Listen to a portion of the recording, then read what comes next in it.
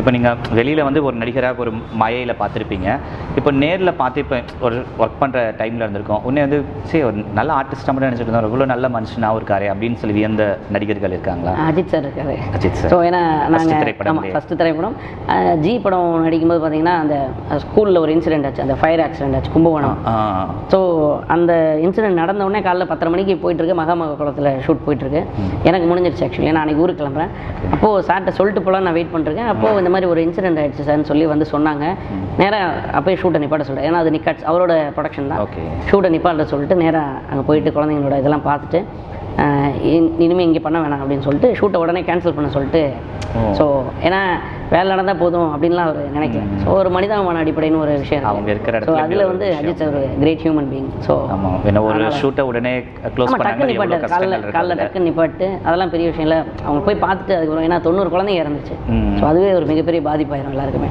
அதனால் வேணான்னு சொல்லிட்டு ஸ்டாப் பண்ணிட்டு சென்னைக்கே ஷெட்யூலே பேக்கப் பண்ணிட்டார் அவர். ஓகே. இப்போ இன்றைக்கி சமீப காலத்தில் நீங்கள் ஃபீல்டுக்கு வந்ததுக்கப்புறம் இப்போ இருக்க காமெடியில் உங்களுக்கு யார் கொஞ்சம் எனக்கு இவங்களை ரொம்ப பிடிச்சிருக்கு? நீங்கள் இக்கட்டான சூழ்நிலை மாட்டி உரைக்குன்னு சொல்கிறது நம்ம அப்படி எப்போ யாரையுமே அப்படி சொல்ல முடியாது. ஒரு ஏதோ ஒன்று பிடிச்சிருக்கோன்னு ஒன்று இருக்குல்ல. இப்போ நமக்கு பிடிச்சி நீங்கள் ஒரு காமெடி நேசிச்சு பண்ணுறீங்க, அதே காமெடியை வந்து இன்னொருத்தர் பண்ணி சக்ஸஸ்ஃபுல்லாக பண்ணுறாங்க அப்படிங்கும்போது ஒரு ஸ்பார்க் ஒரு பிடிச்சிருக்குப்பா. நமக்கு இன்றைக்கி வரைக்குமே வடிவேலனை தவிர யாரையுமே அப்படி சொல்லலாம். உங்களுக்கு அப்புறம் தான் கேட்க இல்லை, எங்களுக்கு அப்புறம் அப்படி நம்ம சொல்லவே முடியாது. ஏன்னா ஒன்ஸ் ஃபிக்ஸ் ஆகிடுச்சுன்னா ஃபிக்ஸ் தான். இப்போ ஹீரோ யாரை பிடிக்குன்னா அவங்க தான் பிடிக்கும். யார் எவ்வளோ பேர் வந்தாலும் நல்லா பண்ணுறாங்கன்னு தான் சொல்லுவோம். பட் நமக்கு பிடிச்சவங்கன்றப்போ எனக்கு வடிவேலன் தான், ஏன்னா அவர் தான் ரோல் மாடல். ஸோ எல்லாமே அவர் தான். இப்போ சந்தானம் சார் கூடயும் ஒர்க் பண்ணியிருக்கீங்க, வல்லவன் திரைப்படம், அந்த அனுபவங்கள்? வல்லவனில் பண்ணோம், அப்புறம் பட்டத்து யானையில் பண்ணியிருந்தோம் அந்த ஹோட்டல் காமெடி எல்லாம். சந்தானன் கூட 2005 அந்த படம் வல்லவன். ஸோ அது படம் ஃபுல்லாக த்ரூ அவுட்டாக ட்ராவல். அப்போ தான் ஒரு மன்மதன் ரிலீஸ் ஆகி அவர் ஸ்டார்டிங் ஸ்டேஜில் இருந்தார். மன்மதன் ரிலீஸ் ஆகிருந்தது. ஸோ அவர் கொஞ்சம் அப்போ தான் இது பண்ணிருந்தார். அப்போ இருந்தே நல்ல பழக்கம். அப்பப்போ ஸ்பாட்டில் நிறைய வம்பிழுப்பார், நானும் வம்பிழுப்போம்.